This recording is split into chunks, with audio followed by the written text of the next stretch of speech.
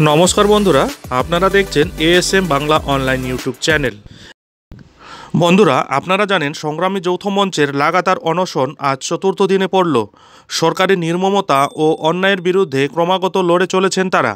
নিজেদের জীবন বিপন্ন করে আগামী প্রজন্মের সুন্দর ভবিষ্যৎ গড়ার লক্ষ্যে এই অনশন ও তাদের দাবি দাওয়াগুলি চলবে বলে জানাচ্ছেন আন্দোলনকারীরা। এবার একটি কবিতার মাধ্যমে অনশনকারী সৈকত চ্যাটার্জি এই বর্তমান সরকারের নির্মম ও অন্যায়ের বিরুদ্ধে যা লিখেছেন, চলুন বন্ধুরা সরাসরি শহীদ মিনারের পাদদেশে অবস্থিত সংগ্রামী যৌথ মঞ্চের অনশন মঞ্চ থেকেই একটু দেখে নেওয়া যাক সেটা। তার আগে বন্ধুদের কাছে একটি ছোট্ট রিকোয়েস্ট, আপনি যদি এই চ্যানেলে নতুন হয়ে থাকেন চ্যানেলটিকে সাবস্ক্রাইব করে বেল আইকনটি বাজিয়ে অল নোটিফিকেশন অন করে দেবেন। লাগাতার অনশন চলছে 93 ঘন্টা। আমার একটি কবিতা আমি পাঠ করছি।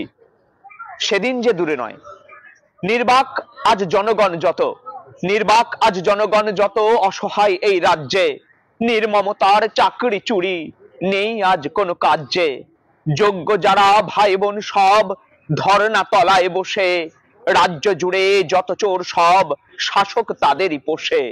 হায় রে শাসক, হায় রে শাসক, কত নির্মম কর্মচারীর পাওনা, বঞ্চিত ওরা তোমার কারণে, মিটিয়ে কেন তা দাও না।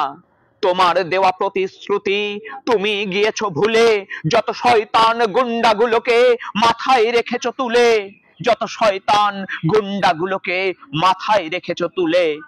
অহংকারের পতন হবেই সেদিন যে নয় দূরে, চোর চোর চোর উঠছে স্লোগান সারা রাজ্য জুড়ে। অহংকারের পতন হবেই সেদিন যে নয় দূরে, চোর চোর চোর উঠছে স্লোগান সারা রাজ্য। বন্ধুরা, কবিতার মাধ্যমে তিনি সরকারের নির্মমতাকে তুলে ধরেছেন।